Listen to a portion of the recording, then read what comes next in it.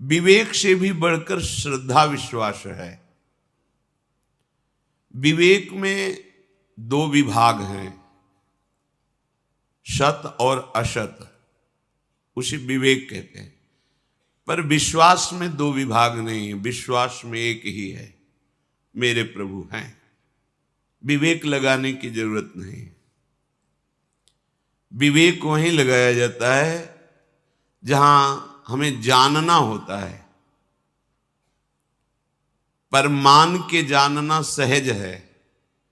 प्रायः जानकर मानने की चेष्टा में जन्म के जन्म व्यतीत हो जाते हैं, क्योंकि सोई जाने ही जेहि देहु जनाई। अगर आपने अपना प्रीतम, अपना प्राणाराध्य प्रभु को मान लिया है तो वो आपको जना देंगे, ये आपके विश्वास का फल होगा। लेकिन आप जाने तो विवेक के द्वारा जन्म जन्म लग जाएंगे जानने में, क्योंकि विवेक में दो विभाग रहते हैं, ये सत है और ये असत है। जब तक दो विभाग रहते हैं तब तक काम बनता नहीं है। जीवन मुक्त अवस्था तभी आती है जब द्वैत विभाग का लय हो जाता है। श्री भगवान स्वयं अपने श्रीमुख से वर्णन किए, मैं ही सत हूं और मैं ही असत हूं, मैं ही अमृत हूं, मैं ही मृत्यु हूं। फिर क्या विवेक लगाने की जरूरत है? मेरे प्यारे ने अपना परिचय दे दिया, दे रहे हैं, आगे वो और बता देंगे, बस मुझे विश्वास की जरूरत है। श्रद्धा विश्वास पूर्वक श्रवण करें, एकाग्रता पूर्वक महत्व बुद्धि रखकर मनन करें और उसे अपनी धारणा बना लें, आचरण में उतार लें, तो इसी जन्म में भगवत प्राप्ति हो जाए। कम समय में, कम समय। भगवत प्राप्ति के लिए जितना समय बर्बाद होता है उसका कारण है विषय प्रियता। जो भोगों में सुख का अनुभव कर रहा है अपने अंतःकरण से तदात्म होकर, उसका ज्ञान भी अज्ञान ही है। चाहे जितना ज्ञान लक्ष्यदार भाषण हो, वो अज्ञान ही है। जिसको किसी नवीन भोग भोगने की इच्छा है, लोक लोकांतर के सुखों का आकर्षण है, तो चाहे जो भी ज्ञान वर्णन करे वो अज्ञानी ही है। जिसके हृदय की ऐसी स्थिति हो गई है, न सोचति न कांक्षति समः सर्वेषु भूतेषु मद भक्तिम लभते पराम। ना कोई सोच रह गई है, ना कोई चाह रह गई है, एकमात्र परम तत्व सर्वत्र विराजमान।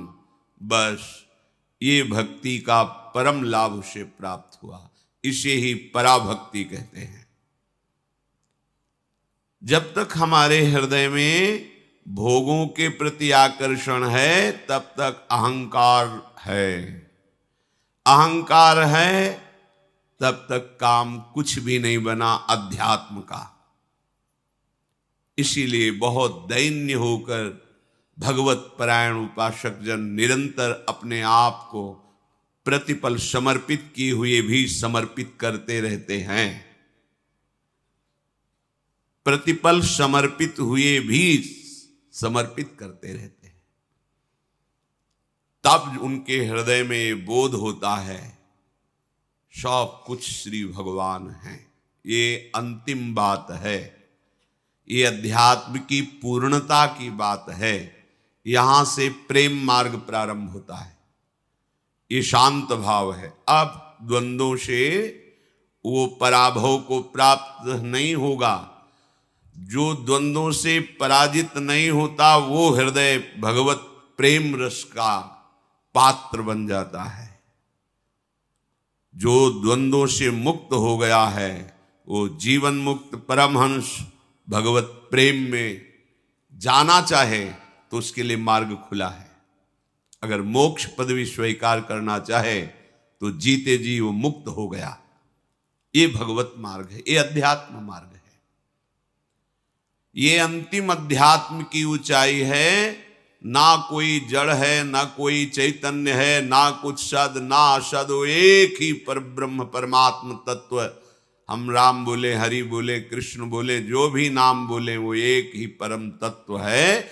ऐसा वाणी से नहीं, ऐसा उसको अनुभव हो गया है, ऐसी उसकी स्थिति है। श्री भगवान स्वयं बोले हैं श्रीमद् भागवत में, अहमेवा समेवाग्रे नान्यद यत् सद सत्परम पश्चादहम यदेतच्च यो वशिष्येत सोऽस्म्यहम्। सृष्टि के पहले मैं था, मेरे सिवाय कुछ नहीं था। सृष्टि जो उत्पन्न हुई वो मैं ही हूं, मेरे सिवाय कुछ नहीं है। सृष्टि का जब लय हो जाएगा तो मैं ही हूं, मेरे सिवाय कुछ नहीं है। मैं वही श्री कृष्ण चंद्र जी कहे, साध असाध सब कुछ भगवान। ये अध्यात्म की अंतिम स्थिति ये विश्वास से जागृत होती है। जब हम गुरु प्रदत्त उपासना में दृढ़ विश्वास कर लेते हैं, गुरु प्रदत्त शब्द इसलिए कि यहीं से अहंकार का नाश होता है, कि गुरु कृपा से भजन बन रहा है, गुरु कृपा से धाम वास हो रहा है, गुरु कृपा से बात समझ में आई, तो अहम गलित हो गया, अहम का कोई स्थान नहीं है।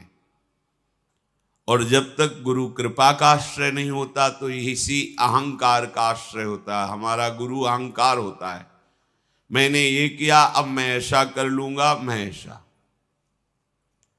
20 वर्ष फलाहार रहा हूं, इतने वर्ष मौन रहा हूं, भारत की पूरी नदियों की परिक्रमा की है, मैंने बात नहीं बनी। लग रहा है बहुत बड़ा साधन हुआ, पर अहंकार गुरु है इसलिए बात नहीं बनी, मैंने ये किया।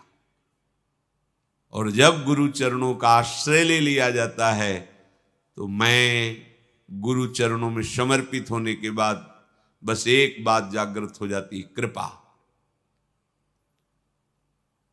बड़े बड़े महापुरुषों के मुख से सुना है, मैं तो एक सूखा पत्ता हूं, कृपा रूपी वायु जहां ले जा रही वहां मैं जा रहा हूं, जितनी ऊंचाई पर उड़ाया जा रहा हूं उतना उड़ रहा हूं, मेरी सत्ता नहीं है। अगर गुरु कृपा वायु ना उड़ावे तो धम्म से नीचे गिर जाए, क्योंकि हम सूखे पत्ता हैं। सूखे पत्ता अर्थात हमारी कोई आकांक्षा नहीं, हमारी कोई सामर्थ्य नहीं, हमारी कोई गति नहीं, जैसे गुरु कृपा ले जा रही वैसे चल रहे। अहंकार नष्ट हो गया, यही अहंकार संस्कृति का मूल है। तो विवेक से भी बढ़कर के विश्वास है। यदि तुम भगवत वाक्यों पर, गुरु वाक्यों पर विश्वास कर लो तो सब काम बन जाएगा। पर बहुत कठिन होता है गुरुजनों के वाक्यों में विश्वास करना। और यदि विश्वास हो गया तो मंत्र मूलम गुरु वाक्यम, तो आगे शब्द है मोक्ष मूलम गुरु कृपा। आप संसार समुद्र से निश्चित पार हो गए, क्योंकि आप गुरु वाक्यों के अधीन हैं। आज तक कहीं कोई इतिहास में, पुराण में, शास्त्रों में नहीं पढ़ने को मिला, कभी संतों से सुनने को ये नहीं मिला कि विश्वास पात्र का कभी पतन हुआ हो, आज तक नहीं। गुरु वाक्य पर चलने वाले को माया ने परास्त कर दिया हो, आज तक कभी एक उदाहरण नहीं है। अगर कहीं परास्त हुआ है तो मनमानी आचरण से परास्त हुआ है। गुरु वाक्यों को ना समझ करके मन के अनुकूल चल देने वाले को माया परास्त कर देती है, और जो गुरु वाक्यों पर चलता है तो सीधे वो माया मुक्त महापुरुष हो जाता है। श्री भगवान सबके परम गुरु हैं। वो कह रहे हैं यदि तुम्हारी भोगों में आस्था है अभी, ना इस मृत्युलोक के सही स्वर्गलोक के भोगों को, शास्त्रों में जब स्वाध्याय करते हैं तो ऐसा पाया जाता है कि आप ऐसा करें तो आपको इस सुकृत के बल से सुंदर अप्सरा मिलेगी, सुंदर विमान मिलेगा। आप और तपस्या करें, पुण्य संचित करें तो आपको वहां का लोक मिलेगा। स्वर्गलोक में जैसे छोटे छोटे ग्राम हैं, अपने भारत में कितने प्रदेश हैं, उनमें कितने जिला हैं, फिर उनमें कितने ग्राम, ऐसे स्वर्गलोक है। उसमें एक आपको विभाग मिलेगा, उसके आप स्वामी होंगे, वहां का भोग भोगेंगे, पर फिर पतित होकर मृत्युलोक में आ जाएंगे। इसलिए भगवान कह रहे हैं त्रैविद्यामाम सोमपाह पूत पापा यज्ञैरिष्ट्वा स्वर्गतिं प्रार्थयन्ते ते पुण्यमासाद्य सुरेंद्र लोको मस्नन्ति दिव्यान् दिवि देव भोगान् ते तं भुक्त्वा स्वर्गलोकं विशालं क्षीणे पुण्ये मर्त्यलोकं विशन्ति एवं त्रयी धर्म मनुप्रपन्ना गता गतं काम कामा लभन्ते। तीनों वेद में बहुत से सकाम पुण्य कर्मों का अनुष्ठान बताया गया है। ये जो लोग विशुद्ध बात को नहीं समझ पाए हैं, विशुद्ध बात भगवत प्राप्ति ब्रह्मबोध, ये जो नहीं समझ पाए हैं तो उनको ये बातें लुभायमान करती हैं। ऐसा करोगे तो आपको ये प्राप्त होगा, ऐसा करोगे तो ये सुंदरता, बड़ा आकर्षण, तो चित्त लालायित हो जाता है कि मर्त लोगों के भोगों का त्याग करके स्वर्ग लोगों के भोगों को भोगे। इस प्रलोभन में बड़ी ताकत है, बड़ी ताकत है। तुम मरोगे तो तुम्हें अप्सराएं मिलेंगी, ऐसा। कर्म कैसा है, उसका परिणाम कैसा है, नहीं, प्रलोभन में। भगवान स्वयं कह रहे हैं कि वेदों में सकाम कर्मों का वर्णन किया गया है, बड़ा प्रलोभन है। जो ठीक से उन सकाम कर्मों का अनुष्ठान कर लेता है, पुण्य कर्मों का, तो उनके पाप नष्ट होते हैं, पुण्य बढ़ते हैं, जिससे वो सोम रस का पान करने वाले देवताओं की पंक्ति में बैठते हैं। वो जो कामना से युक्त होकर पुण्य कर्म करते हैं, देवताओं से अपनी इच्छाओं की पूर्ति चाहते हैं, भगवान ही सब रूपों में हैं, पर वो ऐसा नहीं जानते हैं। सुखों के लिए देवताओं का पूजन यज्ञों के द्वारा, दान के द्वारा, पुण्य के द्वारा, तो उनको स्वर्गलोक की प्राप्ति होती है। पवित्र है स्वर्गलोक, दिव्यता है, मर्तलोक से बहुत अच्छे शरीर हैं वहां। अगर एक कोई देवी निकले अप्सरा तो पूरा वातावरण सुगंधित हो जाए। जब कोई अप्सरा चलती तो आसपास उसके, जैसे यहां कोहरा होता है, ऐसे बादल चलते हैं। जिसको दर्शन देना है या जिसके पास जाना है उसी को वही देख सकता है, दूसरा नहीं। बड़ा दिव्य, तो चित्त आकर्षित होता है कि ये सब आपको मिलेगा, और मिलता है। जो पुण्यात्मा जन हैं, उस तरह के पुण्य करते हैं, उनको प्राप्त होता है। वो देवताओं के साथ सुंदर विमानों में, अप्सराओं के साथ देववन में विहार करते हैं, पर वे ज्यादा दिन नहीं रुक सकते। जितना पुण्य है उतना भोगा, और भोग कर पुण्य क्षीण होने पर फिर इसी मृत्यु लोक में आ जाते हैं।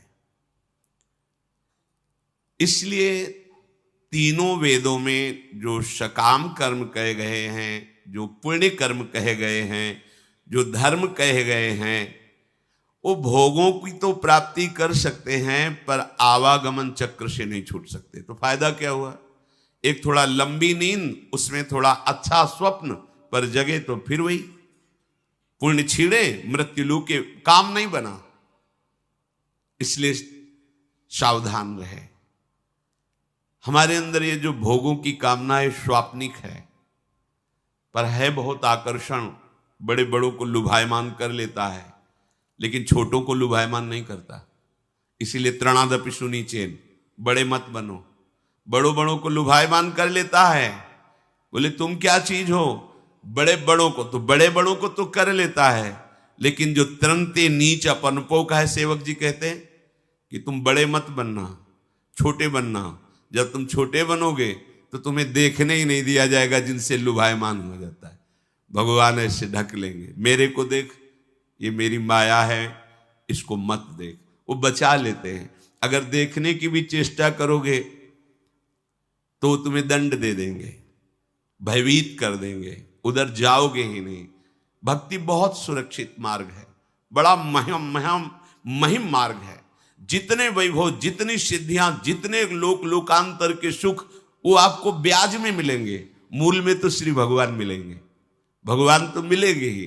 लोकांतर के सारे सुख आपको घेर लेंगे। और यही तो चाहते हो ना, तो किसी और से नहीं, प्रभु श्री कृष्ण से। मान लीजिए ये जो देवताओं की आराधना है, ये श्री भगवान की ही आराधना है, पर आप उन्हें श्री भगवान नहीं मानते, अमुक देवता, तो फिर वो उतना ही हिसाब करेंगे जितना आपने कर्म, पुण्य कर्म किया, बस इसके आगे नहीं।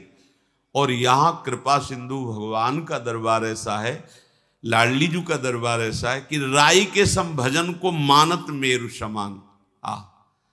थोड़ा सा श्री जी के प्रति सेवा भाव बन गया, थोड़ा सा श्री जी का भजन बन गया, तो श्री जी बहुत कृपालु हैं। तो कहती है, अरे ये तो बहुत हमारा नाम लेता है, ये तो हमारी बहुत सेवा करता है। लेकिन देवताजन उतना ही करेंगे जितना आपने किया है, बस। और जहां हिसाब खत्म हुआ तो कोई प्यार नहीं, कोई दुलार नहीं, कोई दया नहीं, तुरंत पटक दिए जाओगे मृत्यु लोक में। लेकिन हमारी लाडली जू महाराज, अवगुण करे समुद्र सम, गनत ना अपनो जान। ये मेरी शरण में हुआ है, ये राधा नाम लेता है, एक दो अपराध नहीं, सैकड़ों अपराध बन गए तो लाडली जो गिनती ही नहीं। पर इस दरबार का परिचय सबको सहज में नहीं प्राप्त होता, क्योंकि अलक्षम राधाक्षम निखिल निगमई रप्यतितराम बहुत छुपा के रखा गया है, वेदों में भी गुप्त रखा गया है।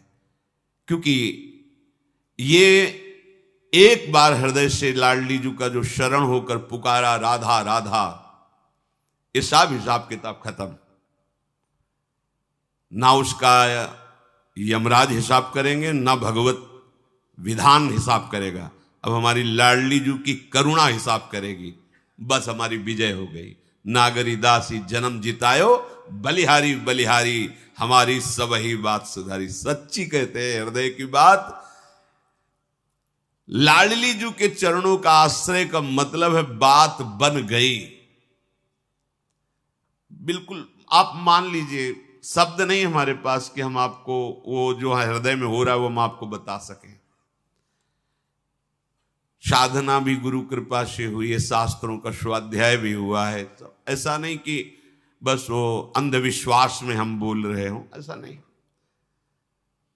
लाडली जू ऐसी तत्व की परम तत्व है कि वो परिचय ही नहीं मिल पाता, यहां तक पहुंच ही नहीं पाता। जैसे वेदों का स्वाध्याय करो तो वेदों के शिरोभाग पर विराजमान उपनिषद तक पहुंच ही नहीं हो पाती, वो सकामता में फंस जाता है, इतना प्रलोभन है। स्वयं भगवान ने कहा त्रिगुण्य विषया वेदा निस्त्रिगुण्य भवार्जुन। ये वेद त्रिगुण के अंतर्गत जो बात करते हैं उससे ऊपर उठो। इसीलिए वेदान्नपि संन्यस्त सा अवच्छिन्न अनुरागम लभते, जो वेद का भी संन्यास कर देते वो प्रेम रस को प्राप्त होते हैं। क्या फायदा हुआ हमारा, इतना समय बर्बाद हुआ, हमने बड़े सुकृत किए, बड़े यज्ञ आदि दान पुण्य किए, इसके बाद स्वर्ग गए, वहां भोग भोगे, फिर आके मर्त्यलोक में गिर गए। हुआ क्या? समय ही तो बर्बाद हुआ। अगर वही सुकृत, कोई और नहीं, वही सुकृत आप श्री भगवान को समर्पित कर देते और भगवत आराधना करते तो बात बिगड़ नहीं सकती थी, बिल्कुल नहीं बिगड़ सकती थी। देवराज इंद्र भी जिन भोगों को सोच भी नहीं सकते, वो भगवान वैकुंठ बिहारी के वैकुंठ में लुटते घूमते हैं, और श्री लाडली जी के चरणों का आश्रय लेने वाला वैकुंठ की तरफ भी दृष्टि नहीं करता। स्वर्ग की बात क्या?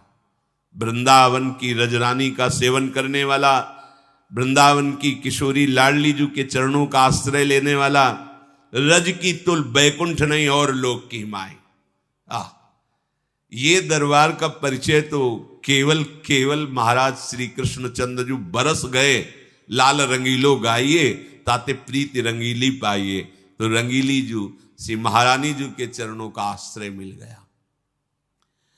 प्रभु करुणा करके आगे का श्लोक वर्णन करें, बहुत काम की बात है, बहुत काम की बात।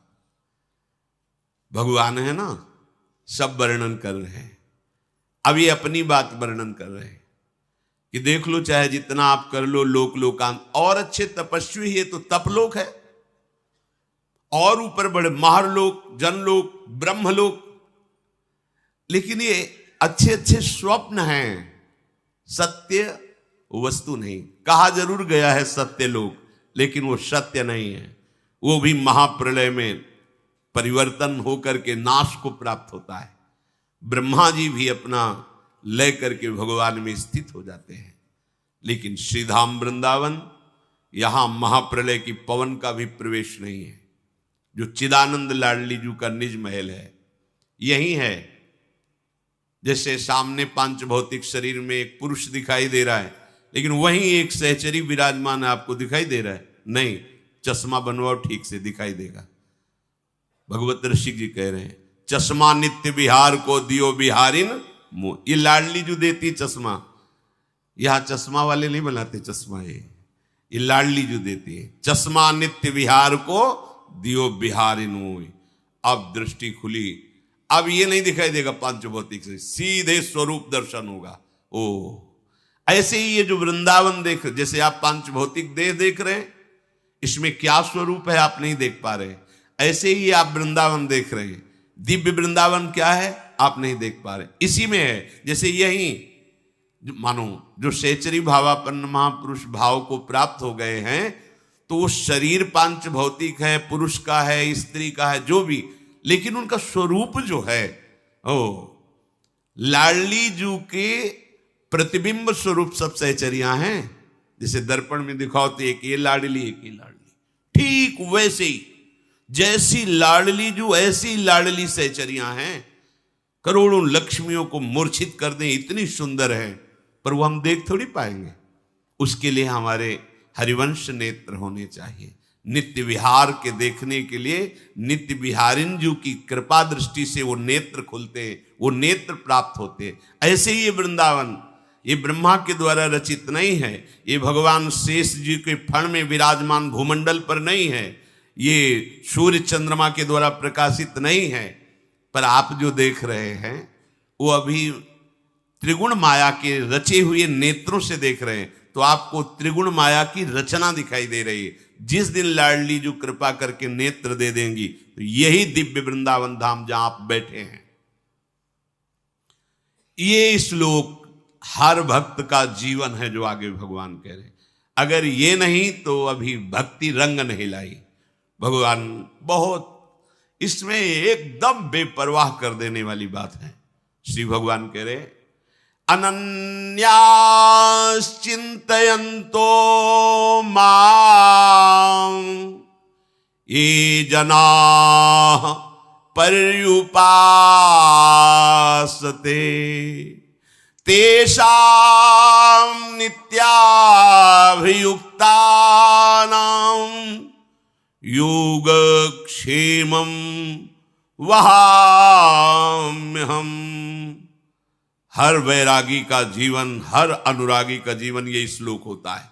अगर ये श्लोक नहीं तो तुम्हारे प्रश्नवाचक चिन्ह लग जाएगा भक्ति में, वैराग्य में, अनुराग में। ये श्लोक हर उपासक का जीवन है। भगवान कृपा करके 2 मार्ग बताए हैं, एक प्रवृत्ति मार्ग, एक निवृत्ति मार्ग।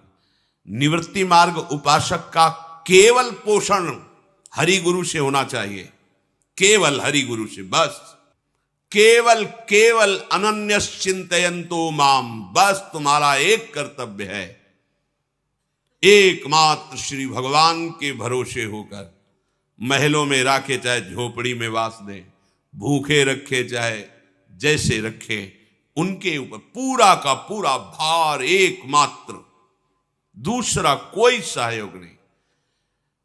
ऐसे करना तो केवल भिक्षान्न के लिए आदेश है, बस। अब वो दुशाला पहनावे या वो दिगंबर रखें, ये उनकी बात है। अपने ऐसे अगर कर दिए तो मंगवे भलो न बाप सो जो प्रभु राखे टेक। प्रभु का भरोसा करने वाले निवृत्ति मार्ग के उपासक होकर ऐसे करते हो, तुम्हें लाज नहीं लगती? कहावे मोर दासा करे नरन के आशा, तो कहां रहा विश्वासा? कहां विश्वास तुम्हारा? इसीलिए कहा विवेक से भी बढ़कर विश्वास की क्षमता है। अनन्यश्चिन्तयन्तो, एकमात्र। और इस प्रकृति की एक रचना है, तुम्हें बताएं, तुम जैसे जीने का निश्चय करोगे वैसे ही तुम्हारे को जीने को मिलेगा। तुमने सोच रखा है कि वृंदावन वास ऐसे थोड़ी हो जाएगा, बाहर जाके व्यवस्था करनी पड़ेगी, तो आपको करनी पड़ेगी भाई। ऐसे वृंदावन तो रुपया होना चाहिए, व्यवस्था होनी चाहिए, तो आपको घर परिवार से लेना पड़ेगा।